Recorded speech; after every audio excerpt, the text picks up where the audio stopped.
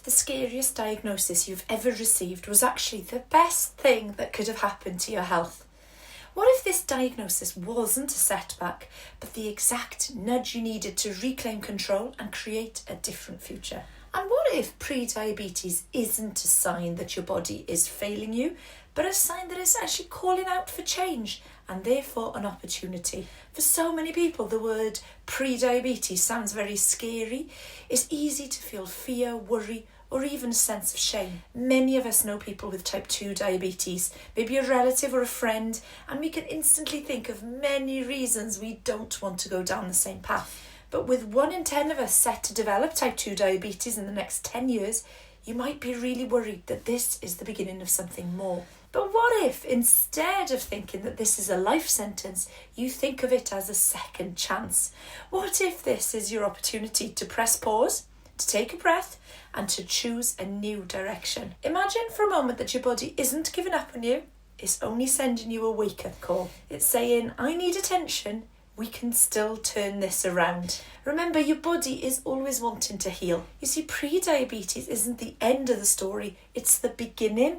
And this is why I can only see the positivity that this can bring to so many. Because did you know that it wasn't actually that long ago when pre-diabetes wasn't even a thing? For years, doctors and nurses didn't really pay attention to the rise in blood sugars until they tipped into the diabetes range. If your numbers weren't high enough for a diabetes diagnosis, you were simply told everything's fine and sent on your way. So there was no warning or real chance for a change. But things have changed for the better. Now we actually look for pre-diabetes, we take it seriously, and that's a huge positive shift because it means you're being given a warning sign, a chance to press pause and take action before things get out of hand. But I do completely understand if you feel frustrated with how things are handled in the NHS. For many people it can feel like a bit of a lottery. Some people get a letter, some people are invited for checks, others go to a group, but there's not always a clear explanation. It's easy to feel like you've been left in the dark, but I want to urge you, please don't wait for the system to catch up. You don't need to wait for an official letter or for someone to give permission for you to care. Do your own research, ask questions, seek out information, because the earlier you act, the more power you have to change things around, because this is your health, your future.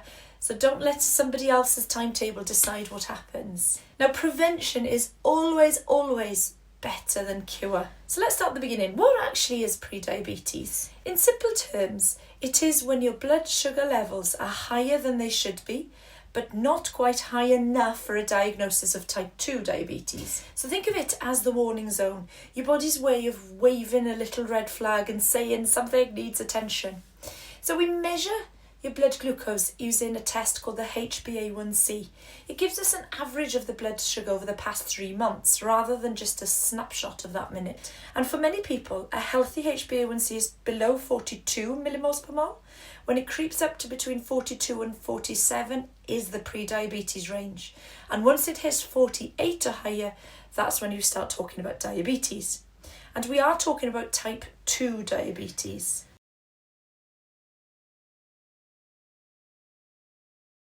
In the UK alone, it's estimated that millions of us are living with pre-diabetes and most don't even know about it. That's because it often develops quietly with no obvious symptoms to warn you that your blood glucose is creeping upwards. For many, the first sign is a routine blood test, and that's why it often comes as a surprise. So let's talk about type 2 diabetes, the condition we're trying to prevent. So often people think of diabetes as a sudden thing, like one day you're fine and the next you're not. But the truth is, type 2 diabetes is never a switch that just flicks on. It's a spectrum, a slow continuum that can build up over many years, often without you realising it's happening. So if you imagine your health as a sliding scale, on one end you have a normal healthy blood glucose, on the other you have type 2 diabetes. And pre-diabetes sits somewhere in the middle. It is the warning zone, a sign that things are starting to slip, but not beyond repair.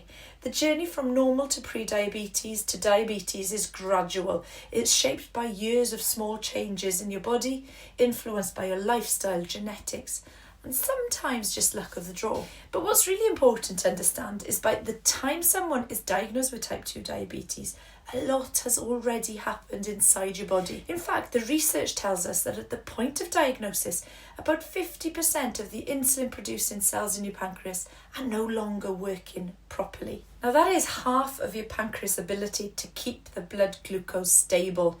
It's already lost before you even get the official diagnosis. So it is a serious problem because your pancreas is the organ that works tirelessly behind the scenes to keep your blood glucose in a safe range. When it's burnt out, when those cells are damaged or exhausted, it simply can't do its job as well anymore. And when the pancreas doesn't work as well, the blood glucose rises, and it's this high level. It's the glucose that does the damage, in particular to the eyes, the kidneys, the nerves in your feet. And it is the main driver of heart attacks as well. And the problem is that these complications don't just appear overnight. They build up quietly over years, even when you don't feel you have any symptoms. This is why it's often called a silent disease. So by the time you notice something's wrong, real damage may already be happening in the background. Again, this is why prediabetes is such an important phase and a warning, because if you take action now, you can give your pancreas a break. You can protect those precious insulin-producing cells and stop high blood glucose from silently harming your organs. Yes, you can move backwards. You can help the organ work better. Prevention isn't just about avoiding a diagnosis, it's about protecting your eyesight, your kidneys, your heart, your nerves, your brain, and your quality of life. And this is exactly why I'm here, and it's at the heart of what I do every single day. I've seen firsthand how powerful it can be when someone gets the right information at the right time, when they realise they're not powerless. And that small, steady steps can make a world of difference. I set up my clinic because I truly believe in prevention, and I want to give you the knowledge, the tools and the encouragement you need to protect your health for the long term. I set up the Lifestyle Clinic because I know that prevention is not only possible, but often far more effective than any medication or treatment down the line. But I find to do this well is nearly impossible with the demands and constraints of my day-to-day work as an NHS GP, which is why it's become a privilege to be able to work with the Lifestyle Clinic and to be able to do these videos. So type 2 diabetes is a big problem. It is growing worldwide. So what causes our blood glucose to rise and our pancreas to start struggling in such a way? It's almost never just one thing. It's often a combination of factors that build up quietly, often over the years. A big part of it is simply the way our modern lifestyles have changed. Our diets are very different from those of our grandparents. More processed food, more hidden sugar, more refined carbohydrates and bigger portions. It's so easy to grab something quick and convenient, but those foods are often the very ones that put the most strain on our blood sugar. Over time, this constant drip feed of sugar and starch means your pancreas has to work harder and harder to keep things in check. But it's not just about food. Movement matters. Most of us spend far too much time sitting at desks, in cars, on the sofa than our bodies were ever designed for. When we don't move enough, our muscles become less sensitive to insulin, so the pancreas has to produce even more to get the same effect. And then there's stress. Modern life can be relentless, and when we're under constant pressure, our bodies release stress hormones like cortisol. These push the blood sugar up, preparing us for fight or flight, even if we're just sitting in traffic or scrolling on our phones. If stress is a regular part of our life, your blood sugar can stay elevated for long periods, putting even more pressure on that pancreas. Sleep is another piece of the puzzle. When you don't get enough good quality sleep, your body becomes less responsive to insulin and blood sugar control gets worse. Poor sleep also increases cravings for sugary, high-carb foods, making the cycle even harder to break. And of course, there are genetics. If you've got a family history of type 2 diabetes, your risk is higher. But, and this is so important, your genes are only part of the story. Think of it as your genes load the gun, but it's your lifestyle and environment that pulls the trigger. Just because diabetes runs in your family doesn't mean it's your destiny. Now, the biggest risk factor of all is your weight, especially if you're carrying extra fat around your middle, what we call visceral fat. It is a major risk factor, because this type of fat releases chemicals that make your body again less sensitive to insulin and increase inflammation. That's why waist size can sometimes be a better indicator of risk than your weight alone. I know this is a sensitive subject. I hear from so many people who are genuinely worried because they don't look overweight, or maybe their BMI is in the normal range, but they've been told they've got pre-diabetes.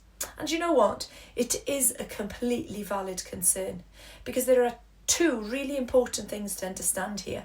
First, our bodies all store fat differently, and a lot of that comes down to genetics. Some people do put that fat under the skin on their hips, thighs or arms, while others, without realising, store it deep inside, around and inside their organs. This is visceral fat.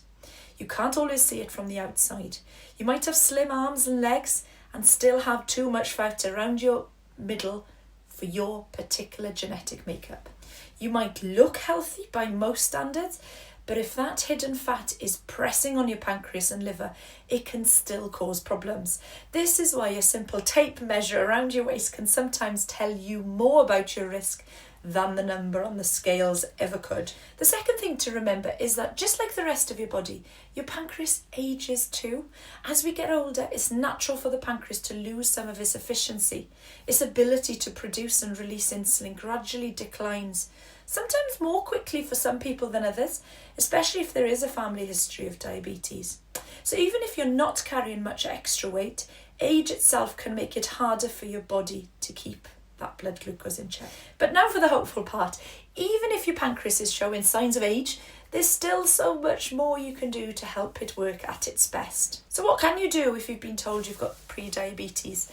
Because this is the question that matters most, isn't it? Knowing your risk is one thing, but knowing how to change it is what truly puts you back in control. So let me reassure you, you aren't powerless. Over the years, I've helped hundreds of people move out of the pre-diabetes range. People from all walks of life with different backgrounds, ages, body shapes. It's not about perfection, and it's certainly not just willpower.